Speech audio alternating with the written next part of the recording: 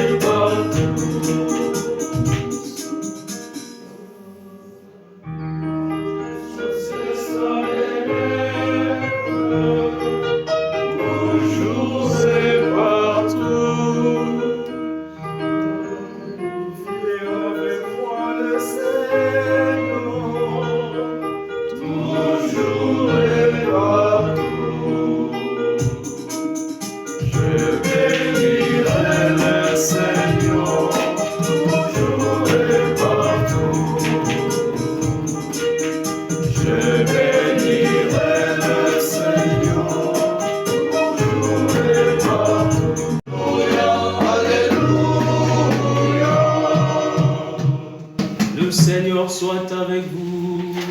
Et avec votre esprit. La nouvelle de Jésus-Christ, selon salut. Gloire à toi, Seigneur. Luc chapitre 17, du 7e au 10e verset.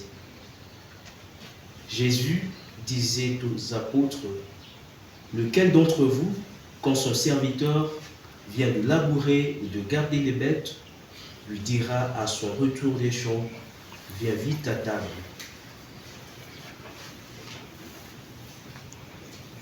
Ne lui dira-t-il pas plutôt: prépare-moi à dîner, mets-toi en tenue pour me servir, mais tant que je mange et que je boive, et ensuite tu pourras manger et boire à ton tour? Sera-t-il reconnaissant envers ce serviteur d'avoir exécuté ses ordres? De même, vous aussi, quand vous aurez fait tout ce que Dieu vous a commandé, dites-vous: nous sommes des serviteurs quelconques, nous n'avons fait que notre devoir.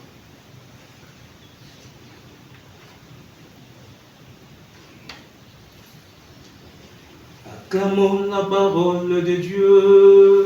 Louange à toi, Seigneur. Frères, chères sœurs, bonjour. Nous célébrons aujourd'hui Saint Martin de Tours, évêque, et premier disciple de Saint Hilaire de Poitiers, avec qui il a fondé le premier monastère d'Occident. Et Saint Martin est surtout connu pour avoir été un homme, un chrétien engagé, un homme de charité, un homme de miséricorde. On raconte que un jour il s'est promené pendant l'hiver. Il rencontra un homme dépourvu de tout vêtement. Et Saint Martin aurait coupé sa cape en deux pour donner une partie à cet homme qui était dépourvu de tout. Voilà un exemple de charité et de miséricorde. Et avec Saint Martin, nous apprenons à secourir ceux et celles qui sont dans le besoin. Par ailleurs,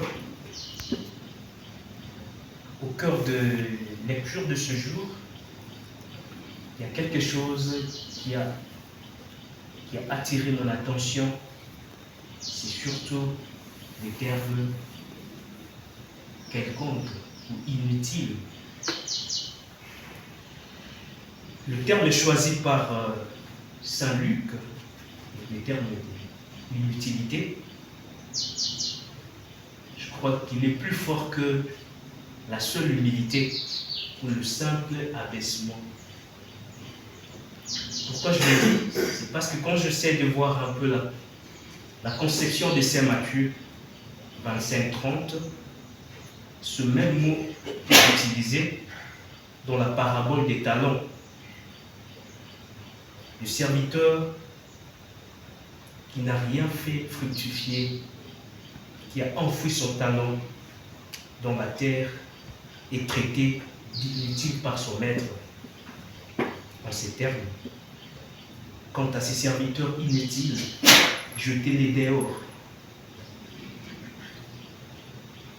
Et je crois que Luc aurait peut-être utilisé un autre terme, comme celui de l'humilité qu'il connaît déjà et qu'il emploie pour désigner la Vierge Marie dans le Magnificat, l'humble servante du Seigneur. Alors je me demande à quoi Luc fait-il allusion en employant ces termes d'inutilité? Et la réponse, je l'ai trouvée déjà à partir de l'évangile que nous avons médité hier. Si vous avez la foi comme un grain de sénévé, vous auriez dit à cet arbre que voilà, déracine-toi, il va te planter dans la mer et il vous aurait obéi.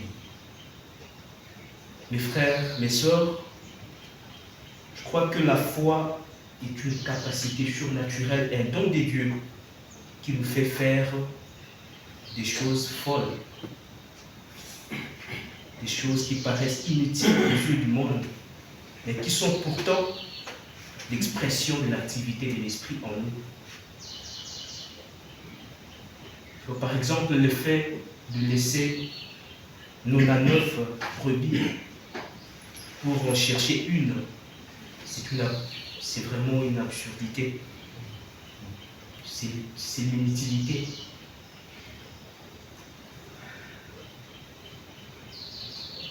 Pourtant, c'est là où se trouve la force de notre foi.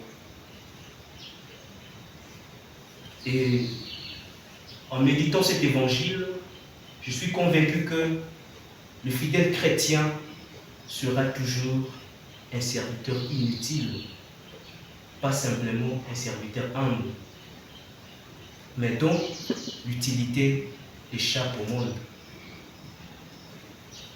Et chaque fois que nous essaierons de prendre les seuls critères de l'utilité du monde pour agir comme chrétiens, pour agir au nom de Dieu, je vous assure que nous nous tromperons toujours. Car le serviteur inutile par excellence, c'est le Christ lui-même. Il a accepté de passer par l'inutilité pour sauver le monde. Et le livre de la sagesse nous le rappelle. Les corps que nous portons est un corps qui pourrait périr, un corps d'inutilité, mais qui porte l'image de Dieu. Et voilà la force de notre vie chrétienne, voilà la force de notre foi. Et au cours de cette célébration eucharistique, continuons à demander la grâce de la foi afin que nous puissions accepter notre identité d'inutilité pour agir au nom de Dieu. Le Seigneur soit avec vous. Et avec votre esprit. On peut parler en anglais, soyez. Merci beaucoup, mon père. Premièrement, d'abord, je vais dire que le père Edmi m'a accueilli quand j'étais postulant. Nous avons vécu avec lui à la COFACO. Il était parmi mes formateurs. Il nous a beaucoup initié au travail, et en particulier le travail manuel. Oui, il était très fort à ce moment-là, très fort physiquement. Et il nous aidait à ne pas être paresseux. J'avais déjà oublié en fait que nous avions travaillé sur cette question-là des laïcs assomptionnistes. Oui, parce qu'il était ici, il s'occupait il était l'aumônier, à ce moment-là je crois qu'on appelait l'aumônier des laïcs assomptionnistes.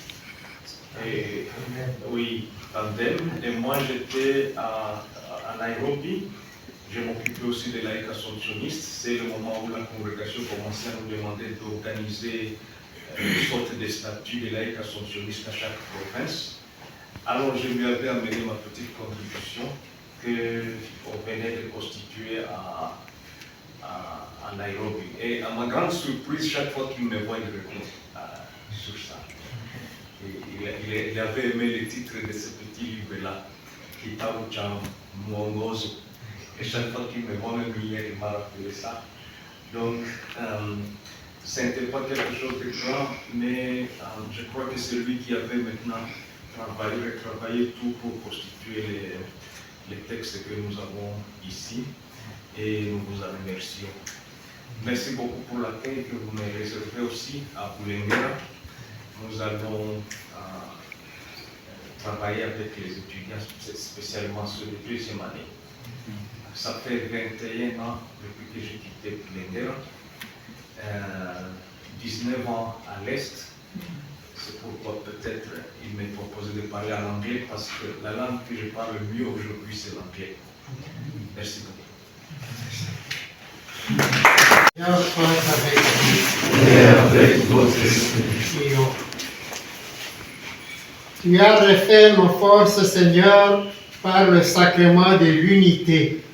Donne-nous de vivre toujours en parfait accord avec ta volonté, pour qu'en imitant le bienheureux Martin, dans l'offrande totale qu'il te fit de lui-même, nous ayons la fierté de t'appartenir vraiment.